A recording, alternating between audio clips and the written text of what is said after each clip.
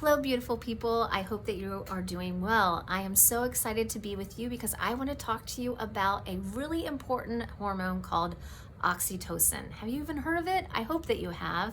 Well, if you haven't, don't worry because you're going to learn a lot in this. But oxytocin, just to start out, is a protector of fight and flight, and also it has a lot to do with lineage trauma.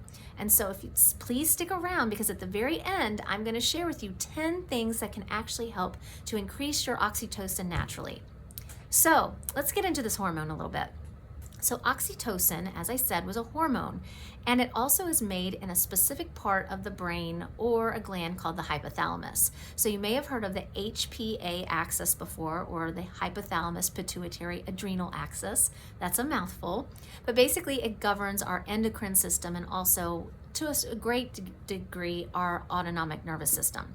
So when we think about these organs, it's very important because they regulate and can actually tell what's going on in our environment. For those individuals who have actually had trauma, we see that oxytocin is lower. And what we find, though, is that oxytocin is very protective against trauma or like fight and flight. So we want to try to figure out how to improve that. Well, I want to share a little bit of research with you as we go through this. So when we think about oxytocin, you may have heard that it's the cuddle hormone, right? So we actually make oxytocin when we cuddle or bond, and even if we're like hugging on our pets, that's another way. Also, women will make a fair amount of oxytocin around labor and delivery, and also with breastfeeding that actually can be made. And it really supports the bond between a mother and child. Now, men also make oxytocin, and so that can also help with bonding in the family as well. So when we think about this cuddle hormone, it is a big part of bonding between that mother and child. And what we see is for some folks that have postpartum depression, they may not be making as much oxytocin, which means it's much more challenging possibly for them to bond with their child, which I find is very interesting. But these imprints are actually, we have seen them to be lineage imprints, that it can be passed down within the lineage. So if some people are making less oxytocin, we could actually see that as an imprint, which I think is very, very interesting. Now, about oxytocin, oxytocin makes us feel good. And again, it basically helps us to not feel as stressed. It calms us out, chills us out a little bit. Well, it doesn't just do that for the individual, but if you're a mother and child, what's going on for you as a mother with your oxytocin can actually be mirrored in that child. And so basically what's really cool is that children, the more that they're cared for, we see that their oxytocin improves.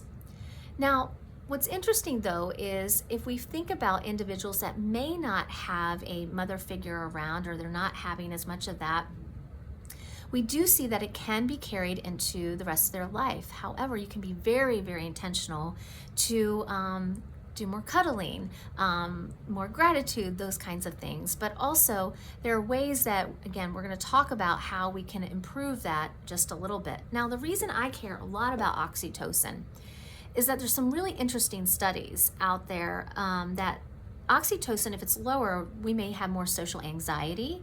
We may also be a little bit more sensitive to crowds. We may have a harder time really connecting with people, and even sometimes some social avoidance. So maybe not having as much eye contact. So when we think about that, sometimes we can think about individuals who, again, have social anxiety, or even individuals that might fall under the autism or Asperger's spectrum. And so we have seen in some research that even came out of UVA, University of Virginia, that looked at this research around oxytocin, which is very interesting, and found that in some individuals with actually within that autism spectrum, were having some abnormalities in what we call the oxytocin receptor, OTXR. And what we find with this for these individuals is that it was just kind of like missing.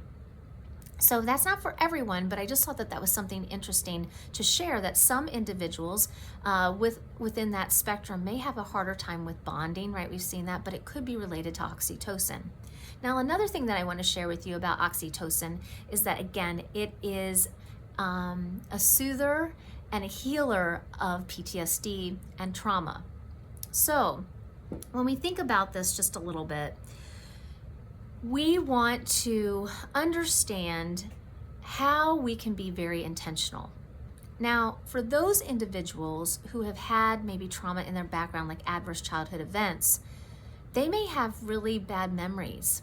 And what we find is oxytocin helps to provide a track to the brain, or for us to understand that it's not safe to be in the world, or that it's very challenging to bond. And so they may have a mistrust around social relationships and even intimate relationships.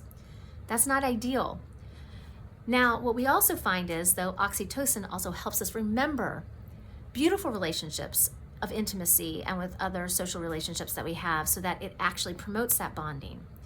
So oxytocin is a double-edged sword, where basically it really helps us remember those really hard times and hardships and challenges as a child, but also some really beautiful ones. So what we have to do is want to try to balance this for people. And so one of the things that we can do, these 10 things that we can do to promote our own oxytocin, is so important, because when we just give oxytocin, the research is not great.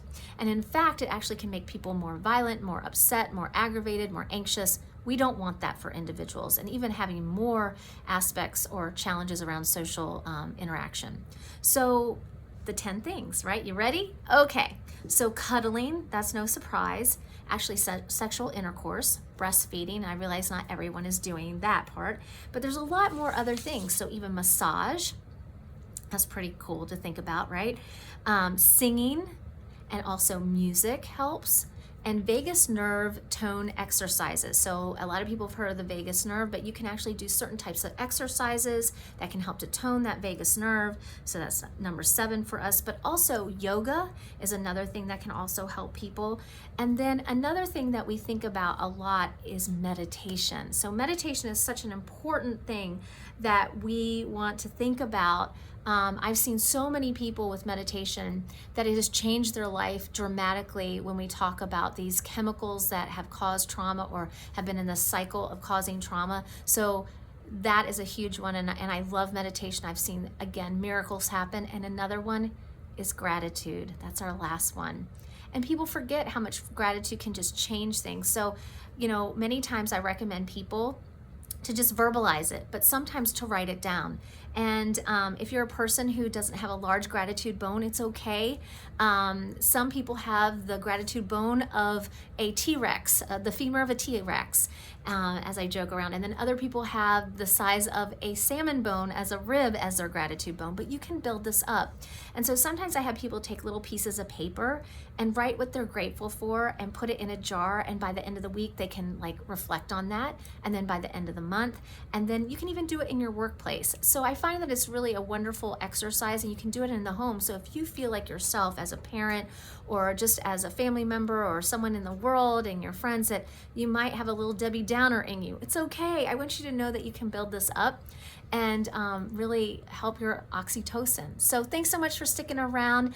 Feel free to click on the links below. We have a lot of other videos, and feel free to submit any questions that you have. Great being with you today. Take good care.